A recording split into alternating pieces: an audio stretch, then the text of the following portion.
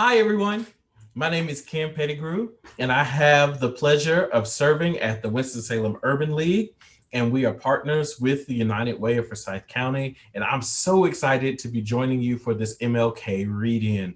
I think it's so important for us to understand the traditions and the beautiful things that other cultures bring to our existence, because I believe being educated and learning about other cultures helps us to be better people and to show up differently and to learn and to listen and to be the best people that we can. And so I am excited to be reading Binny's Diwali with you today by 30 Umrigar. And we will be reading this book with permission from Scholastic. So why don't we go ahead and get started? Binny woke up happy but nervous. It was her day to share about Diwali, the festival of lights. Since her class was learning celebrations, her teacher, Miss Boomer, had asked her to talk about her favorite holiday. Last month, Sarah talked about Rosh Hashanah, and today it was Benny's turn. She hoped everything would go just as she and her teacher had planned. Benny started getting ready for school. She smiled as she noticed the Indian outfit mom and dad had laid on her chair. Maybe it was the perfect day to wear her new blue suede shoes for good luck. Benny turned around and got a glimpse of her mom looking so beautiful in her bright red silk sari dad had bought her for Diwali. Everybody went shopping for Diwali.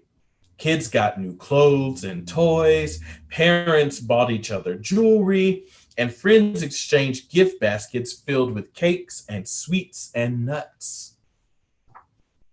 Wearing her new clothes, Benny ran downstairs for breakfast.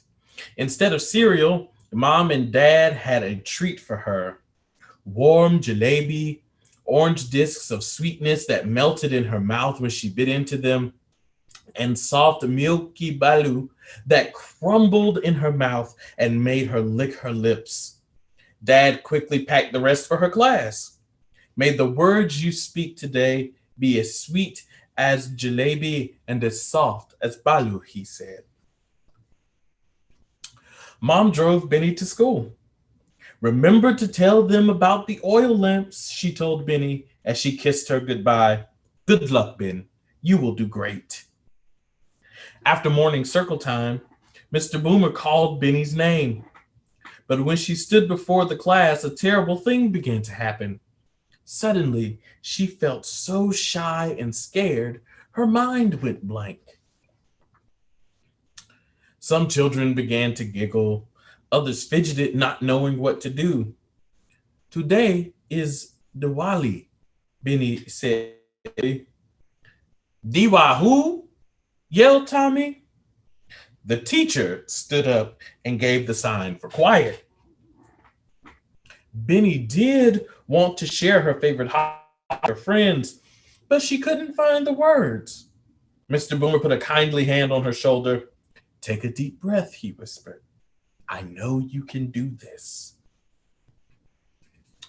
Just then, Benny remembered what Mom had told her about the lamps.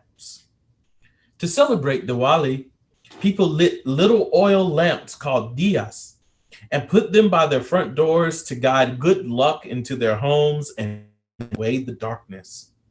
All over the world, Diwali marks the victory of goodness and light. Benny now knew what to say. Diwali is the festival of lights. It is a Hindu holiday that lasts 5 days, and it celebrates the victory of goodness and hope. She told them about the fireworks, how they whistled through the air and burst like stars in the night sky, leaving streaks of gold and green. She described the sparklers Dad lit in the yard, how she made figure eights with them, the golden sparks opening like a flower. Mr. Boomer brought over the streamers that Benny had made. She took out some colorful glitter and asked Juliet and Aisha to help her make them brighter. The class gathered around Mr. Boomer's desk as Benny handed him a tiny electric Play Dia. The teacher turned it on. The small flickering light looked so pretty that all the children oohed and awed. Binny told them that if on Diwali you looked down from an airplane, you'd see the city shine like a diamond, lights shimmering everywhere you looked.